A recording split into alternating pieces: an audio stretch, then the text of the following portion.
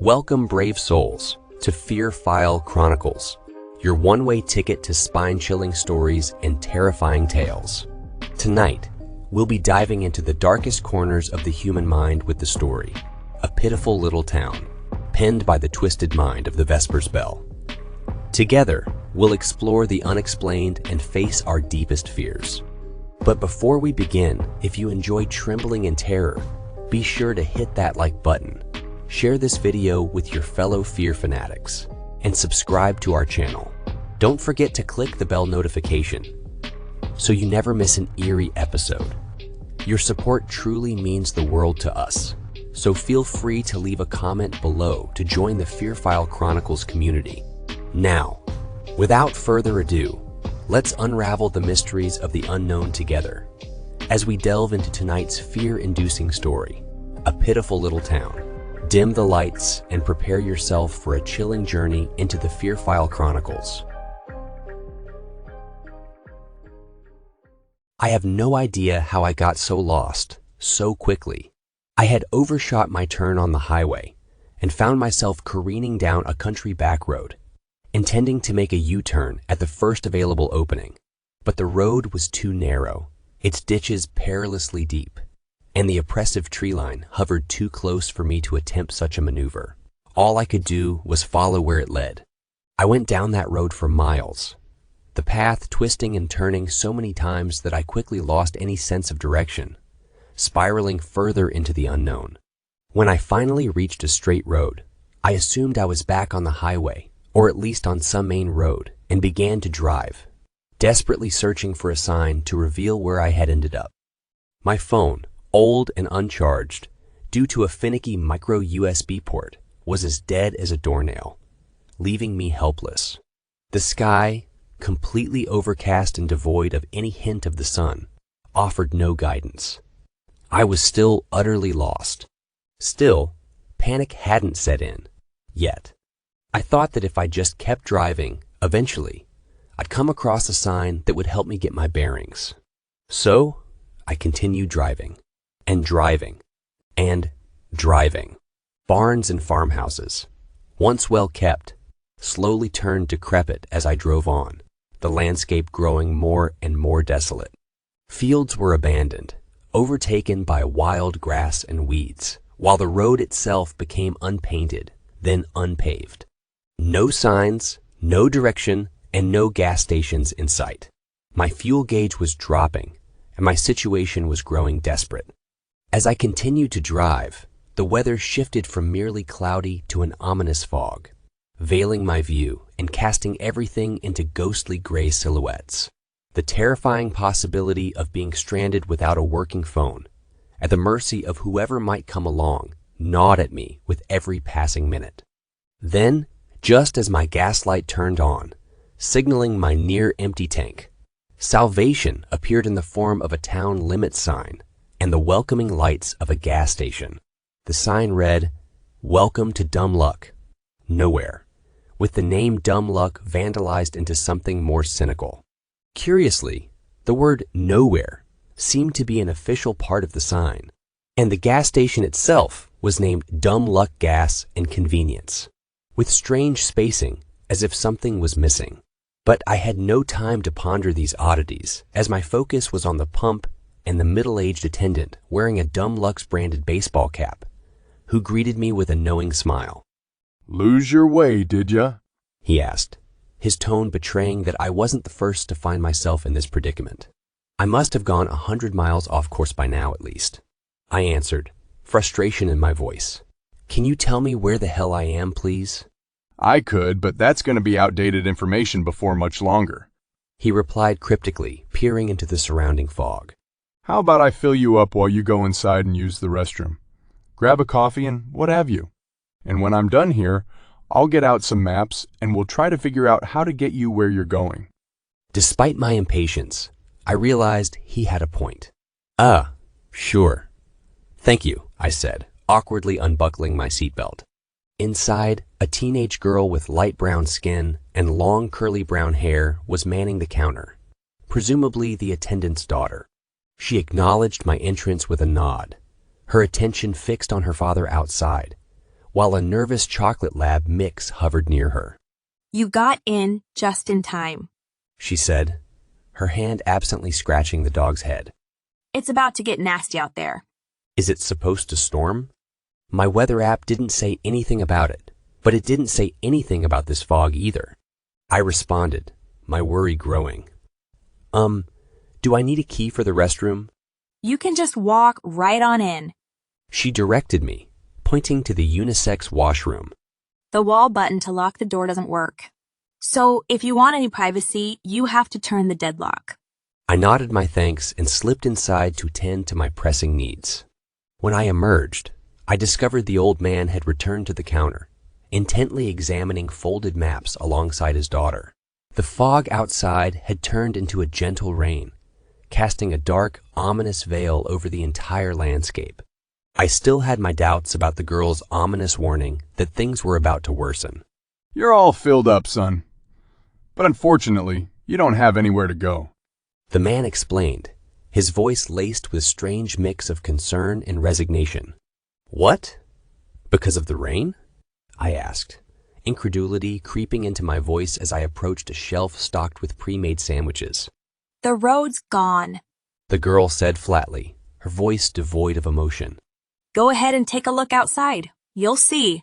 Humoring her, I turned my head toward the vast window at the front of the store, expecting to see nothing amiss. But she was right. The unpaved road I had driven in on was just gone, vanished, erased from existence. What? I stammered, more as a statement of disbelief than an actual question. Yeah, sorry about that. Dumluck's not a one-road kind of town, the man replied with an awkward chuckle, trying to lighten the mood. There's no need to panic. Another road will be coming through before too long. It always does. Until then, you'd best make yourself comfortable. I'm Pomeroy, by the way, and this is my daughter Saffron and our dog Lola. I don't understand. How is the road just gone? I asked, confusion swirling within me. Do you mean it was washed out when the rain started? No, the road is still there.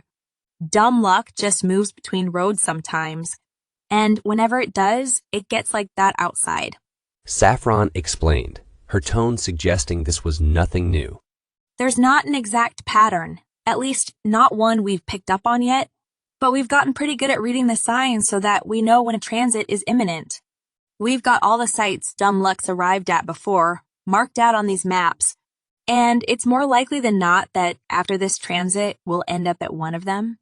Your drive home will probably be longer than the ride here, but... Her words were abruptly cut off by the screeching of car tires on wet pavement outside, followed by a crash that nearly shook the building. A frantic driver rushed for the gas station. His car door left ajar as he banged on the glass in a panic, his eyes wide with terror. Pomeroy! Pomeroy! Open up! Open the door! He demanded, glancing over his shoulder as if pursued by unseen horrors. I'm coming, Gatsby. Calm down. Pomeroy called out, moving toward the door with a calming assurance. There's still time. The foghorns haven't sounded yet. The instant the lock clicked open, Gatsby pushed the door wide, shoving Pomeroy backward. Close it! Close it! Close it! He screamed, his voice wild with fear. Lola began barking, incensed at the man's rough treatment of her master, but he seemed beyond caring. Don't lock yourself in the bathroom again, Saffron commanded. Just because it's a transit event doesn't mean the rest of us don't need to use it. You want to hide somewhere. Hide in the storage closet. Can someone please explain to me what the hell is going on? I demanded, my voice rising with frustration. What happens during a transit event? Before anyone could answer, a deep, resonant foghorn sounded from somewhere in the distance, its mournful call echoing through the air.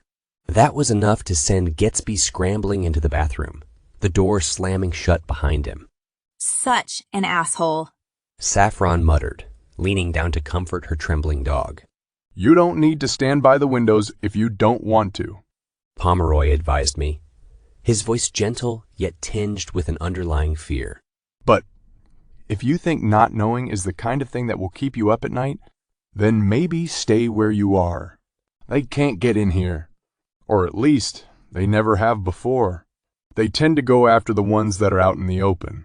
And they move towards noise, so be quiet and let the foghorns draw them away. Saffron added. Another foghorn sounded. This one closer. Its eerie timbre more alien and unsettling. I stared into the mists, my heart pounding. And then I saw it. A monochrome figure, as gray as the fog itself, lurching onto the empty space where the road had once been. It was tall and gaunt, swathed in coarse gray fabric, its face hidden by a pointed hood and veil. The foghorn blasted again, and the figure wailed in response, its voice soaked with despair.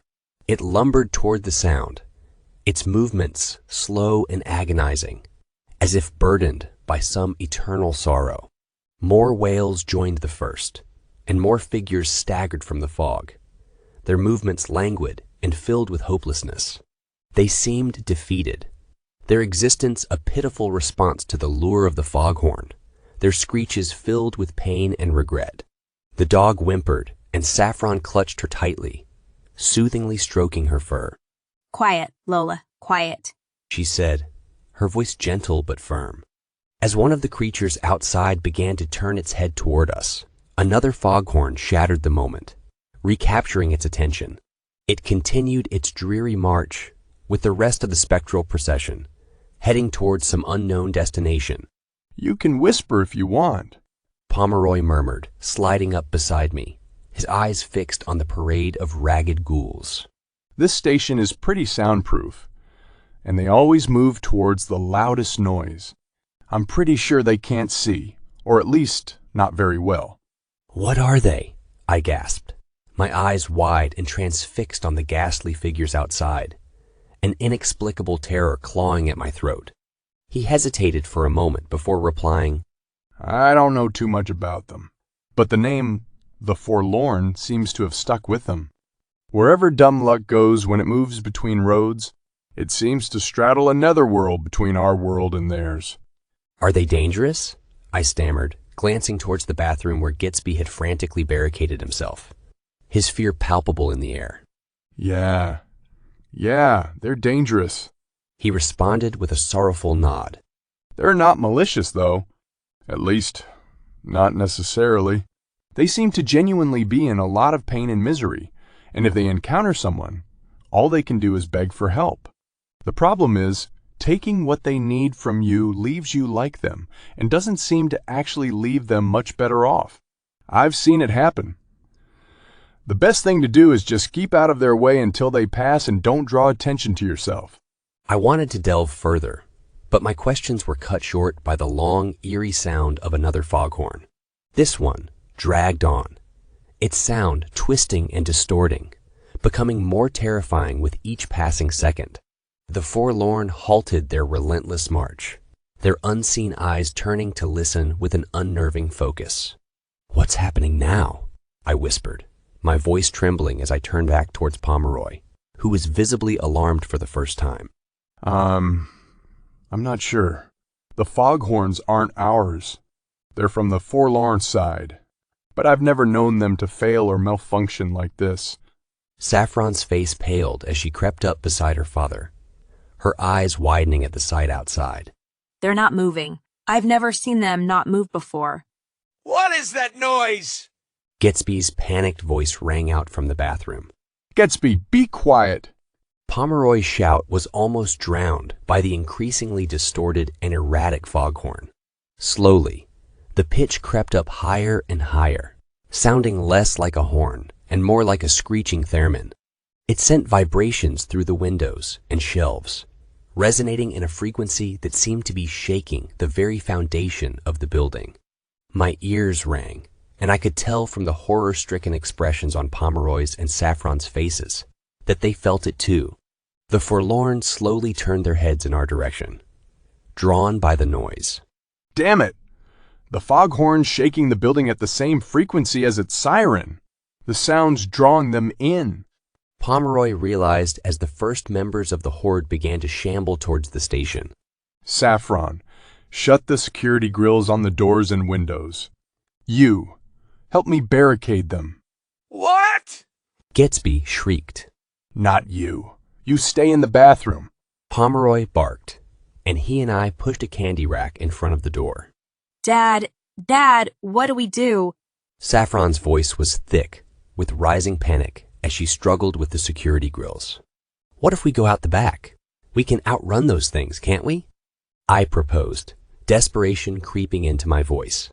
We don't need to outrun them. We need to outrun their cries, Pomeroy replied, his face ashen.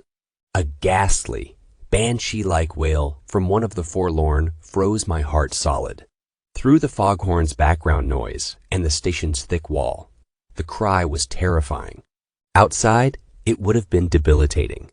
Dad, they're still gonna break in. We can't hold them off for long. Saffron's voice was nearing hysteria. This is a gas station. What if we go out and start a massive fire? I suggested wildly. That would be suicide, and I don't think fire would stop them anyway. I do have a contingency prepared, in case the foghorns failed, but I've never tested it. I don't know if it will work or not. What contingency? Saffron's voice was thin with terror. It's on the roof. I'll have to go up there, where I can hear them. Pomeroy replied, another eerie wail piercing through the walls. We'll both go then. Saffron insisted, desperation edging her words. No. Both of us going up there doubles the chances of one of us succumbing to their cries, Pomeroy argued, his face pale. I'll go. If it works, you'll know in a couple of minutes at the most. He grabbed a pair of noise-reducing earmuffs, but the doubt in his eyes was clear. After a heartfelt hug with his trembling daughter, he rushed to the back room, and the sound of metal rungs echoed as he scaled a ladder to the roof. The thudding against the glass brought Saffron and me back to the Forlorn horde just outside. Rather than smashing their way in, they pressed their hands and faces against the glass, blind eyes seeking entrance. There was no aggression, only desperate longing for help. Their wails, those horrible, dreadful, pitiful wails, reached through the glass as if it wasn't even there. The screams were agonizing, like the cries of a child in mortal pain. Tears streamed down Saffron's face as she covered her ears, but the sounds of their suffering were inescapable. I could hear their torment, their sacrifice, their endurance. They were not enemies, but victims of an unimaginable atrocity. The empathy they invoked was haunting, clawing at our very souls, binding us to their never-ending pain. All they wanted was our pity. What is wrong with you? Someone cried out from behind us. I had been so consumed, so entranced by the spectral figures known as the Forlorn, that the voice had startled me to my core. It took me a second to recognize it was Gatsby. Emerging from the washroom, his face was awash with tears, etched with desperation. Are you just gonna stand there? They need help! For God's sake, let them in! He demanded, his voice cracking with emotion. Saffron slowly lowered her hands from her ears, her body tensing, defensively positioning herself between Gatsby and the door. Gatsby, go back into the washroom. Now. No. He responded, his voice thick with determination, his head shaking firmly. They need help. We have to help them. With a manic glint in his eyes, he charged for the door. Saffron scrambled to hold him back. Lola, sensing the threat to her owner, began barking ferociously, her teeth sinking into Gatsby's calf. The sight snapped me from my trance, and I seized Gatsby in a chokehold, pulling him backwards. He seemed more consumed with reaching the door than in resisting us, and I thought I could have kept him restrained until he passed out. But our desperate struggle was interrupted by a sound like a rocket launching from the roof.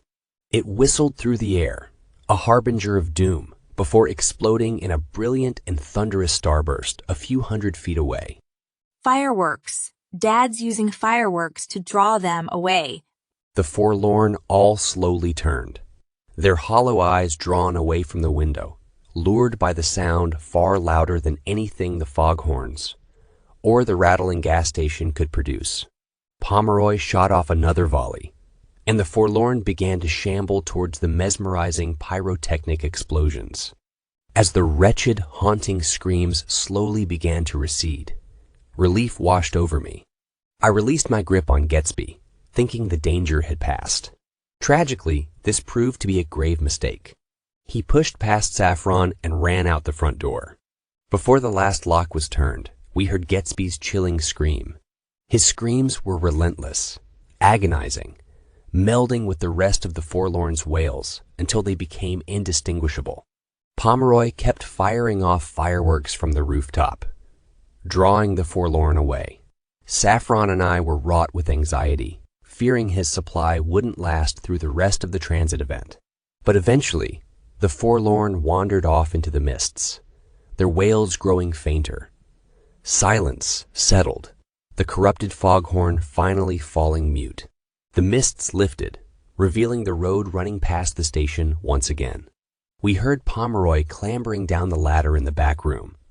Saffron threw herself into his arms, while Lola, joyous, licked him in gratitude. His gaze drifted towards the still open washroom door, his eyes shadowed with understanding. It was Gatsby then? He asked, his voice heavy. I hadn't been sure if it was you or him who ran out.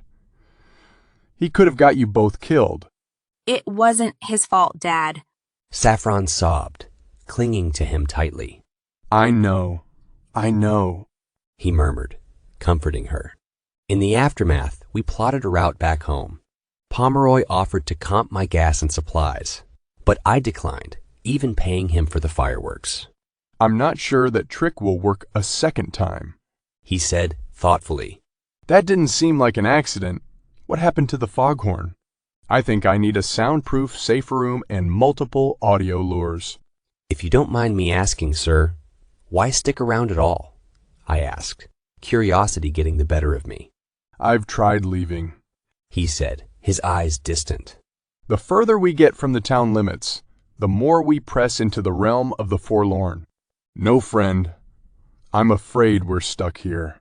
I wanted to argue, but Pomeroy's wisdom and survival spoke for itself. I thanked him, giving him my contact details, and bid a heartfelt farewell. As I drove off into the desolate hinterlands, a cynical part of me wondered if the foghorn malfunctioning was more than coincidence. Was I responsible? Were Pomeroy and Saffron hiding something? But as I glanced in the rearview mirror, seeing Pomeroy climbing a ladder to replace the bee on the gas station sign, I took it as an omen. Maybe it was all just dumb luck.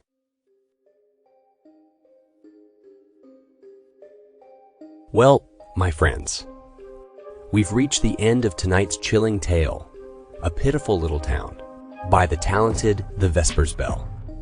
I hope you've enjoyed our descent into darkness, and that you'll carry a piece of the Fear File Chronicles with you as you drift into uneasy dreams. If our story left you shivering and shaking, don't forget to like this video, share it with others who crave a good scare, and subscribe to the Fear File Chronicles for more haunting horrors.